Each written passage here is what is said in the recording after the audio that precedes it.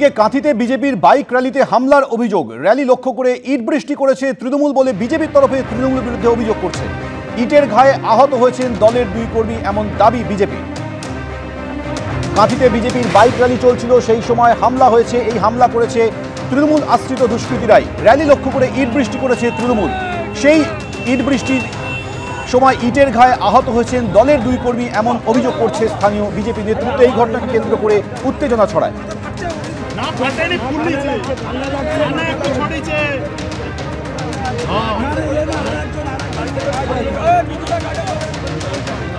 কাঁথিতে উত্তেজনা, কারণ কাঁথিতে বিজেপির একটি বাইক র্যালি চলছিল। সেই র্যালি চলার সময় হঠাৎ করেই ইট বৃষ্টি শুরু হয়। শুরুতে খানিকটা হতচকিত হয়ে পড়েন বিজেপির কর্মী সমর্থকরা। ঋত্বিক প্রধান আমাদের সঙ্গে এই মুহূর্তে টেলিফোনে রয়েছে। ঋত্বিক, ঠিক কি অভিযোগ?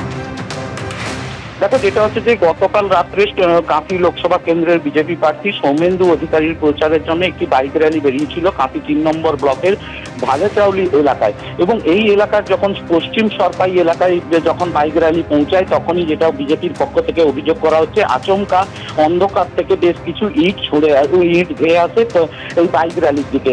এবং তাতে কিন্তু তারা সেখানে যথেষ্ট আতঙ্কিত হয়ে পড়েন এবং দুজনের মাথায় আঘাত লাগে এবং সঙ্গে সঙ্গে তাদেরকে সেখান থেকে খড়িপুকুরিয়া হাসপাতালে নিয়ে যাওয়া হয় স্থানীয় স্বাস্থ্যকেন্দ্রে। এবং সেখানে কিন্তু প্রার্থী সৌমেন্দু অধিকারীও পৌঁছান এবং এই সমস্ত বিজেপি কর্মী সমর্থকরা কিভাবে আহত হয়েছেন সে ব্যাপারে তিনি খোঁজখবর নেন। এবং যেটা বিজেপির পক্ষ থেকে অভিযোগ করা হচ্ছে, এই এলাকায় দীর্ঘদিন ধরে সন্ত্রাসের বাতাবরণ তৈরি করে রেখেছে তৃণমূল। সেখানে পুলিশ নিষ্ক্রিয় থাকার ফলে এই সন্ত্রাসের মাত্রা দিনের পর দিন বাড়তে আছে এবং যেখানে হচ্ছে ভোট এগিয়ে এসছে সেখানে কিন্তু পুনরায় এই সন্ত্রাসকে কায়েম করে তারা নির্বাচনের বৈতরণী পার হতে যাচ্ছে। যদিও তৃণমূলের পক্ষ থেকে কিন্তু তৃণমূলের যিনি প্রার্থী রয়েছেন উত্তম বারিক, উনি জানিয়েছেন যে এই সমস্ত অভিযোগ ভিত্তিহীন। এখানে কি এই সমস্ত মারামারি বা ঘটনা যে সমস্ত ঘটছে এগুলোর সঙ্গে তৃণমূলের কোনো যোগ নেই বা তারা এই সমস্ত হিংসায় বিশ্বাস করে না। সেক্ষেত্রে যেহেতু এই জায়গায় তারা জনমানুষ থেকে বিচ্ছিন্ন হয়ে পড়েছে, তাই বিজেপি এই ধরনের কৌশল অবলম্বন করেছে নির্বাচনের ক্ষেত্রে। সুতরাং এই ঘটনাকে কেন্দ্র করে তীব্র উত্তেজনা ছড়ায়, যদিও তৃণমূল কংগ্রেস গোটা অভিযোগ অস্বীকার করেছে। ধন্যবাদ।